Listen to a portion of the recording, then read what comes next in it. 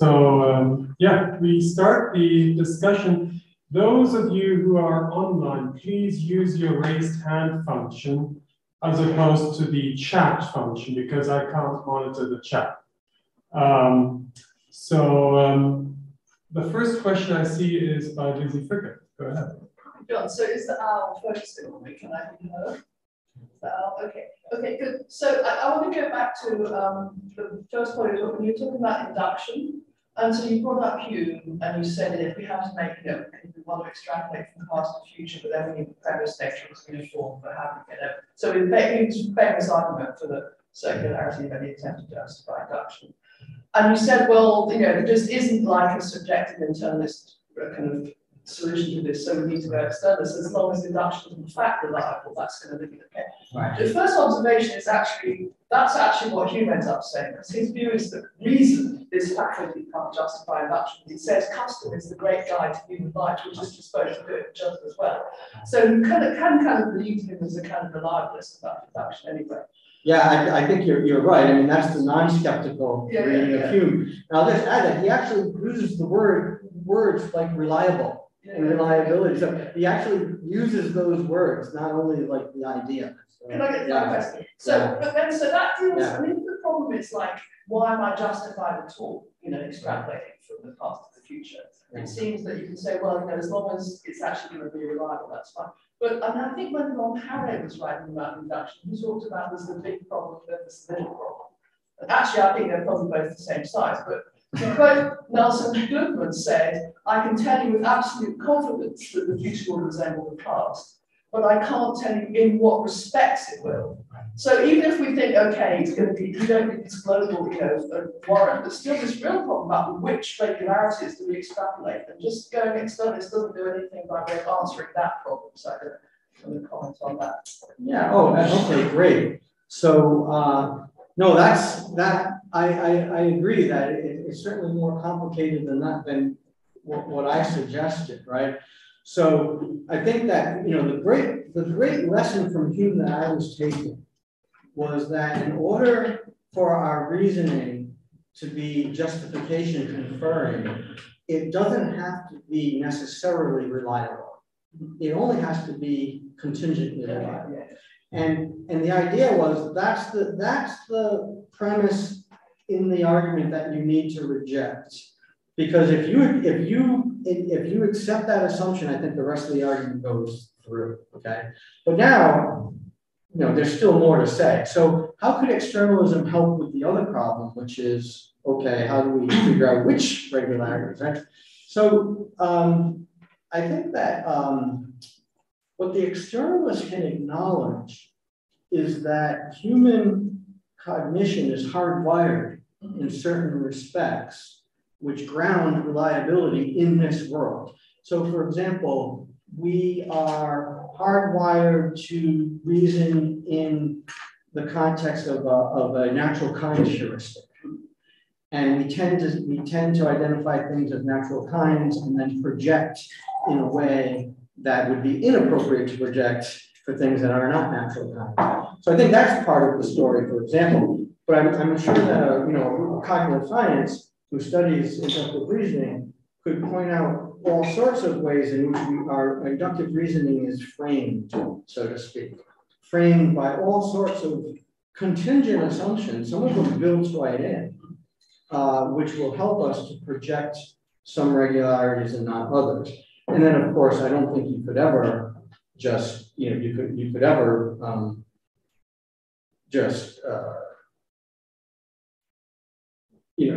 you're always going to need the role of experience, right? You're always going to need the role of experience that will tell you that, well, certain, naturally plausible projections don't work, others do. So there's experiment, there's trial and error, all that is right. But I think what Hume shows us is that can't do it all by itself.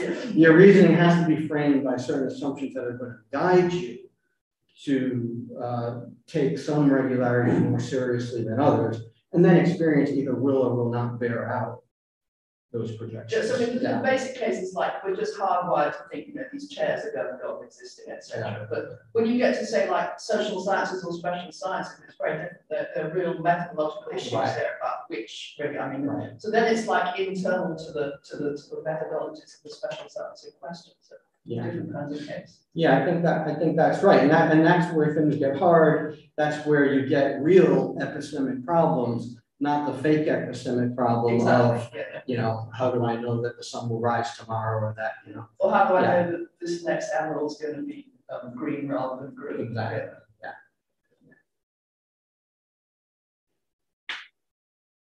Next question. Sure. Yeah, Paul. John, since you talked about all your work, there's a chapter in your second book on page 47. I stand by it. Nothing quite so detailed. I'm curious about, we had a really brief email exchange about this, how to think about virtue epistemology in connection with lottery-like cases. And lottery style cases. And in some of your earlier work in the early 2000s on lottery cases, you tried to accommodate it within a virtue theoretic perspective and a contextualist kind of framework. And I was just wondering if there was any other, so I mean, maybe your current view, it's shifted since the last email with me at all. So you expressed a little bit of ambivalence with that other work. Yeah. But I was more curious about whether or not within the realm of thinking about excellencies in an Aristotelian fashion in general, whether or not we witness contextualism with regard to the description of successful ability. Yeah, good. So there's really two things. There's like lottery cases, and then there's contextualism. So since that early stuff that you're referring to, I think my views have changed. My credence has gone up with respect to contextualism and down with respect to that particular solution to the lottery problem. But I do think that a broadly Aristotelian perspective, a broadly Aristotelian account of epistemic normativity, I think does illuminate the relationship between knowledge and luck. So there's a sort of, there's this platitude that knowledge is inconsistent with luck. Knowledge can't be too lucky. But that platitude needs refinement because there's all sorts of luck that knowledge is perfectly compatible with, right? So I'm just lucky enough to be looking in this direction as the murderer is coming at me, and then I know that the murderer is coming at me, right? But so in what sense is luck inconsistent with knowledge, or what kind of luck is inconsistent with knowledge? I think the Aristotelian perspective gives a really nice insight into that, because there's a notion of luck in which luck is simply what occurs external to agency. Luck is what is not something, well, what I don't do, what's not up to me. And so if knowledge is true belief grounded in epistemic agency, then the kind of luck that is going to be perfectly compatible with that is luck in being born, luck in being educated the way I was, luck in being trained the way I was, luck in being in the position that I am, luck being embodied in a real world. All that's not up to me, but it's not inconsistent with my agency either. In fact, it enables my agency. It's like a condition of my agency. But the kind of luck that is inconsistent with my agency is luck which is blocking my agency. It's blocking the way that I'm trying to get to the success, or blocking the way in which I would normally operate in the world. And I think that's what's happening in the epistemic realm as well. And then in terms of lottery cases, I originally thought, well, in lottery it's just too lucky. In lottery cases, the explanation for your having a true belief is not your good inductive reasoning that, well, the chances of me winning are small. it's really that it's just that, it's lucky that this number came up rather than another number. So that was my original understanding of why in normal induction you can get knowledge, because in normal induction it's just the manifestation of my own virtuous inductive reasoning that gets me to the truth. Where in lottery cases, you've still got that. You've got virtuous inductive reasoning. I can see that it's very small probability that I'm going to win, so I think I'm going to lose. But then in the end, it's just lucky that I lost because it just it all happened to come up one way rather than another way. So that was my original diagnosis. But now I'm more inclined to think that maybe that should be not an explanation of why we don't know, but it should be an error theory of why we think we don't know.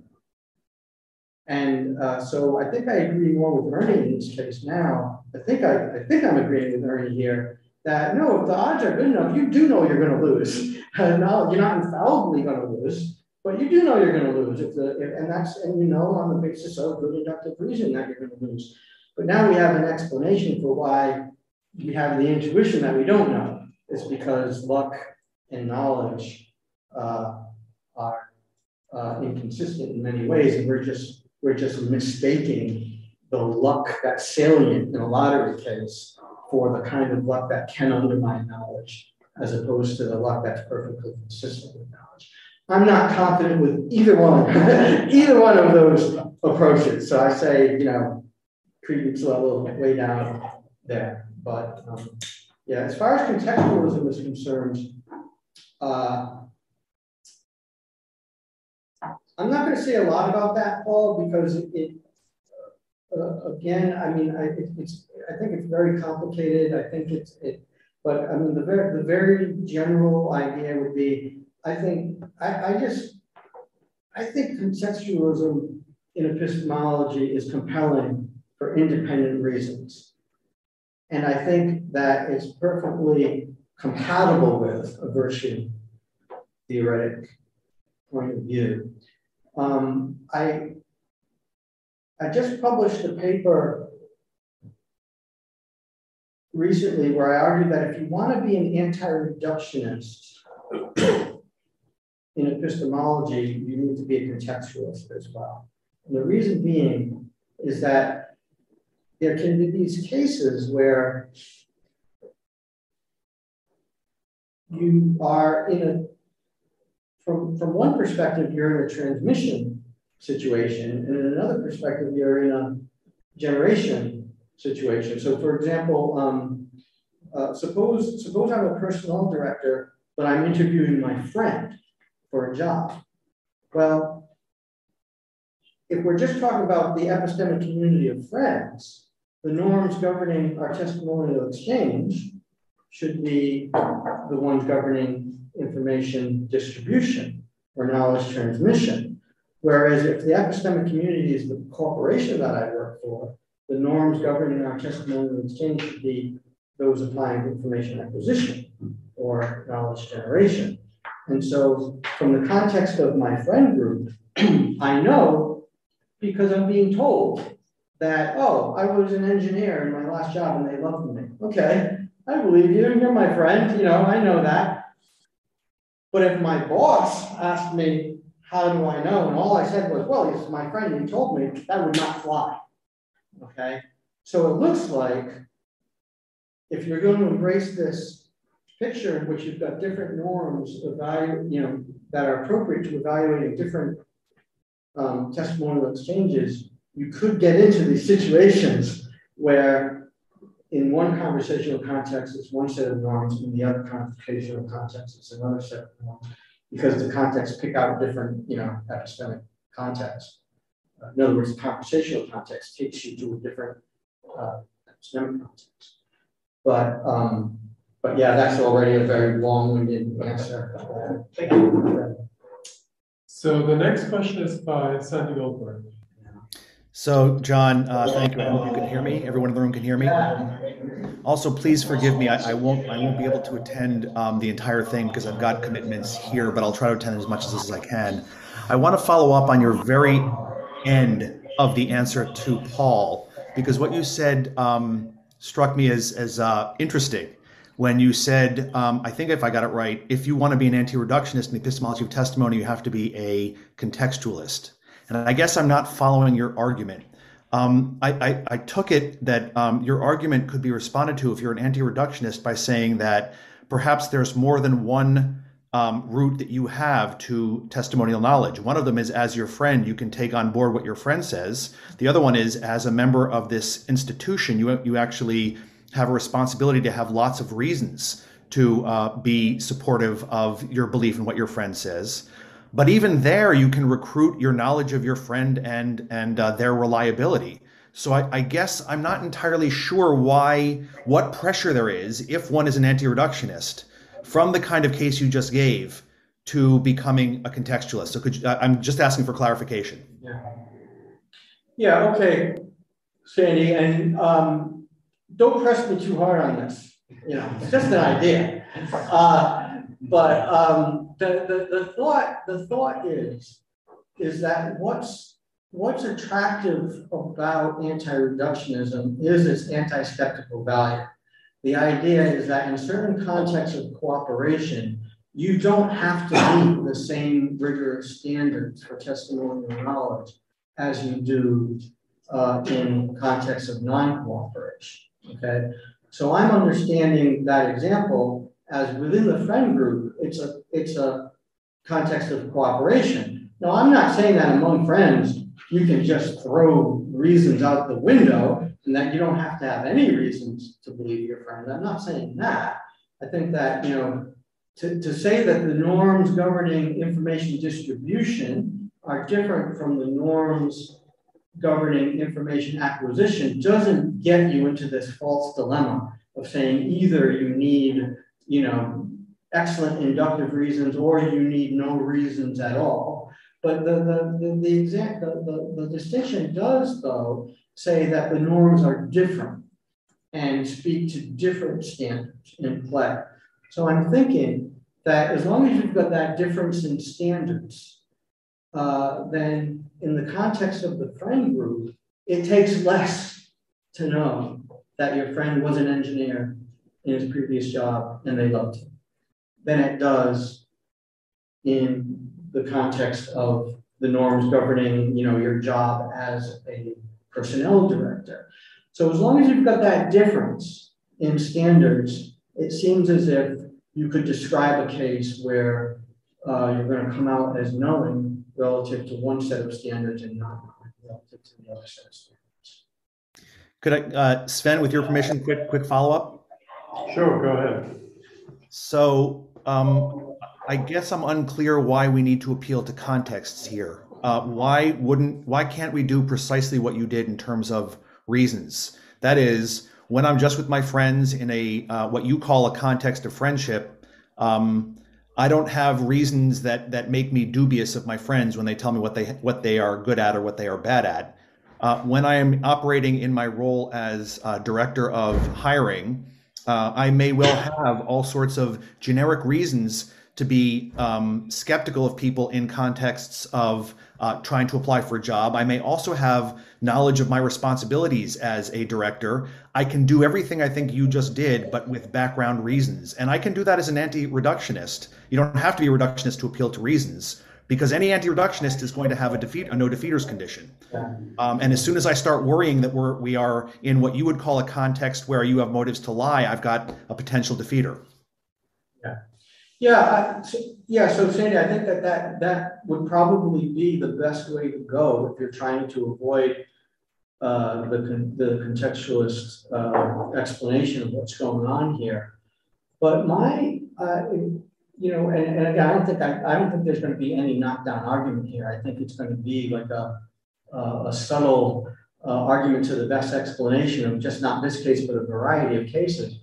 But I'm not sure that bringing in defeaters is going to help here, because I would think that I'm the same person. So whether I'm in the office interviewing or just having a conversation with a friend, I would have the same defeaters, or the same things would count as defeaters or not as defeaters. Check that. I would have the same sort of epistemic perspective, but what's going to count as a defeater in the friend context is going to be different from what's going to count as a defeater in the personnel director context. And so again, I'm just thinking that even if you're talking about defeaters, the norms are different. So if in the friend context, a third friend, suppose a third friend asked me, "Oh, was Joe in it? What did Joe do before he got here? Oh, he was an engineer. How do you know? He told me." That's smooth, Where if my boss says, "Well, what did he do in his first job? Oh, he was an engineer and they loved him. How do you know?" Well, he told me. Doesn't fly, right? So it seems like there are different epistemic norms governing the different contexts, and they might apply to what counts as a defeater as well as what counts as a reason or what counts as a good enough reason in the context. Okay, Thomas, you're next. Yeah, thanks a lot. John, can you hear me? Yes. So my question is, what does it take to establish this kind of cooperative community where joint agency is possible?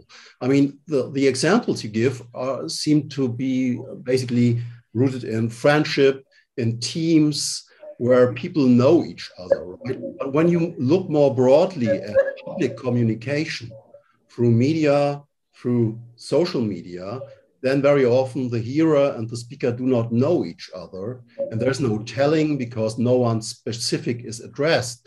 So even if it's true what you say, that transmission can be explained and saved in these kind of cooperative communities, can it explain how public communication really survives skeptical doubts?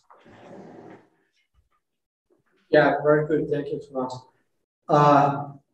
Yeah, I think that, in the right hands, this might be, in the right hands, used in the right way, this might give us some resources for diagnosing what's going on, what's going wrong in online contexts in which there is a transmission of knowledge versus online contexts in which there isn't. And so from my point of view, I'm still operating with sort of the general framework of a virtue theoretic point of view, where you've got something like, on the subjective side, you've got you need conformance to the right sort of norms from your own point of view, so to speak. But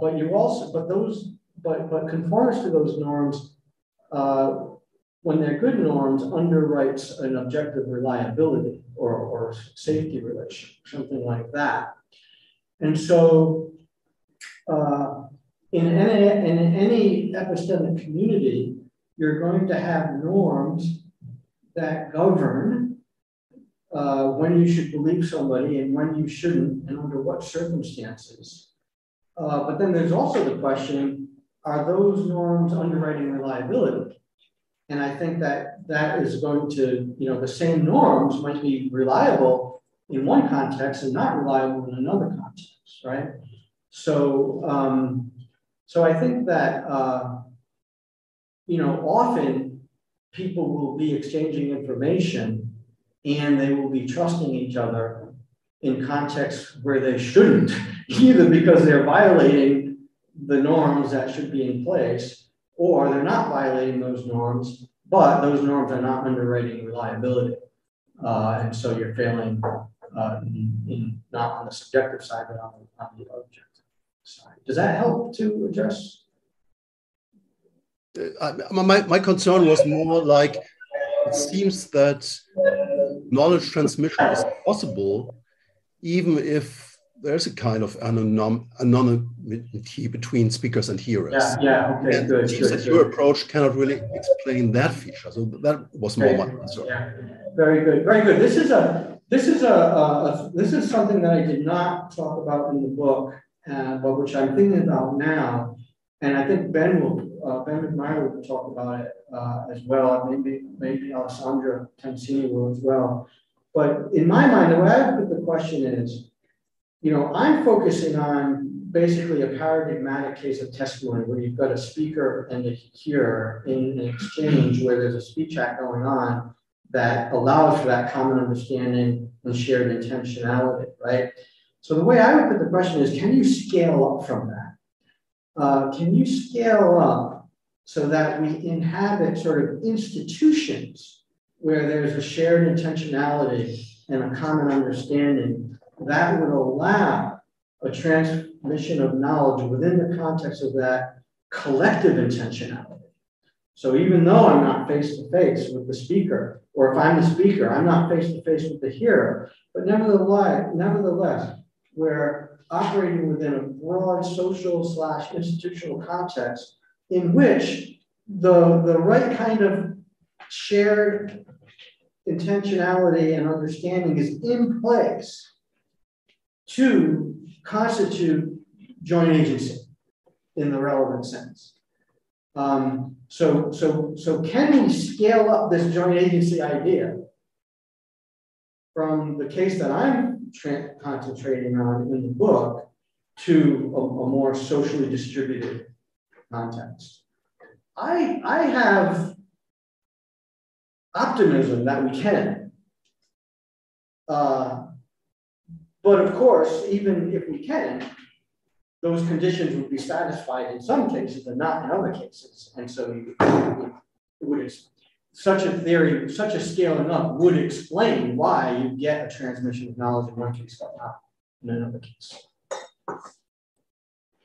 Great. Thank you. So unfortunately, we are out of time because we need about 5 minutes to transition to Ben's talk. Sorry. But we'll have ample time for more discussion during the breaks, during lunch, and tonight. So Thanks so much. thanks so much.